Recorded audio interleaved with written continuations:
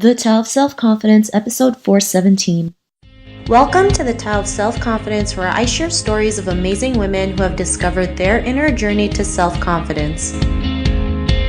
Visit our website at thetaoofselfconfidence.com. Your inner journey to self-confidence awaits. Well, hello friend. Welcome to the Tao of Self-Confidence, where I share stories of amazing women who have discovered their inner journey to self-confidence. I'm your host today, Sheena Yap Chan, and today I have an amazing lady on the show today. She is a hairstylist and occasional makeup artist, and I'm really excited to have her on and share her story with us today. So without further ado, I'm going to introduce you to Lianne Lin. Lianne, how are you today? Maybe you can fill in a little bit more about yourself to our listeners. Yeah, hi. I'm a hairstylist. That's my main job. And then on the side, I like to make YouTube videos or even do live performances. So the videos include beauty tutorials, and then I have another channel that has cultural stuff, dance stuff, and random stories. Awesome. Well, thanks for sharing that. And Lianne, what's your cultural background? I'm Chinese, Taiwanese. My dad is Cantonese American, born in San Francisco, and my mom was born in Taiwan. Thanks for sharing that. And what would be your favorite self-confidence quote? This quote is from Don Miguel Ruiz from The Four Agreements, and it's, "You will find that you don't need to trust others as much as you need to trust yourself to make the right choices." So it's about, growth and the process you take in growing up and learning about yourself and learning to trust yourself over what the media says or what other people tell you is right. Awesome. Well, thanks for sharing that. And that's a great quote. And, in your own words, how do you define self-confidence? I think some people, like myself, grew up with kind of an inferiority complex to others, trusting other people's opinions over your own, and just wanting to be a people pleaser and change yourself to be better in other people's eyes. So I think you can learn some of that to improve yourself, but you have to learn what is really good and what is just, unimportant stuff overall. So that's like stuff you learn over time and through experience. You have to let go of society's expectations, pursue like what you really are interested in, and then through dealing with people over time, you learn what is really important. Thanks for sharing that great definition. And Lianne, what was your life like before your discovery of self-confidence? I was extremely shy. I was the shyest kid in class. Quiet. I was terrified of strangers, terrified of the real world. I guess I was emo before emo existed, before that definition existed. I was, very affected by society and the opinions of others and easily made to feel down and depressed.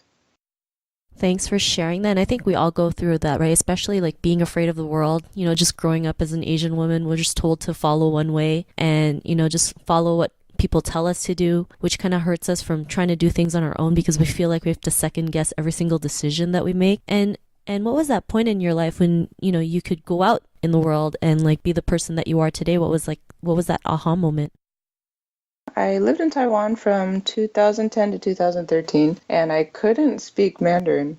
Even though my mom is Taiwanese, I learned very, very little. So when I was there for 2 whole years out of 3, I was afraid to make conversation with people. So I would just order food or I would shop, and I could do that because it's the same thing over and over. But one day I had to realize that, I used to have awkward conversations with people every day, and sometimes they would laugh, like not mock me, but they would kind of giggle at my Mandarin, and I'd walk off all, embarrassed. But one day I realized that people didn't really care. They would laugh at me for a second, but then they would forget about me 10 minutes later. They're not going home thinking, oh, this stupid foreign chick said this, let's go home and tell everybody. They don't do that. So the awkward encounters really didn't matter. And nobody really cared. So I realized I didn't have to feel so embarrassed. Thanks for sharing that. And sometimes those little moments actually, help us, right? And, a lot of people think that everyone's always thinking about them when it's really the total opposite. I think, people out there are really just thinking about, themselves and what they go through. So it's like, whatever you do, it doesn't really matter because, you can just go out there and do things. And half the time people aren't even worried about the actions that you do. So it's great that, you don't feel embarrassed anymore and, you just do what you can or do what you like to do. And because of that, what's your life been like now?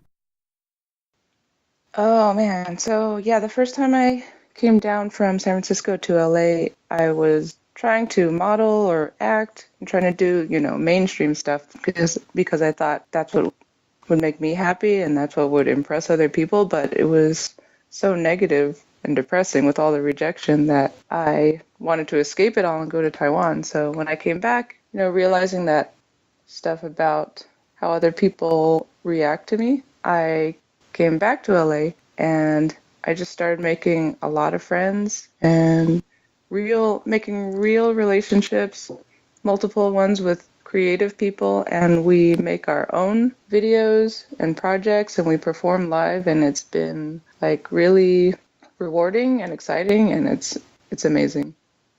Awesome. Well, thanks for sharing that. And it's great now that you can go out there and just be yourself and, like the right people just come to you and you can go out there and do whatever, you want to do, you feel like doing, regardless of always thinking of what other people are, versus like, the opinions of others. And, to the woman who's listening to your episode, she may be in her own journey of self-confidence. What would be that one tip you would give to her?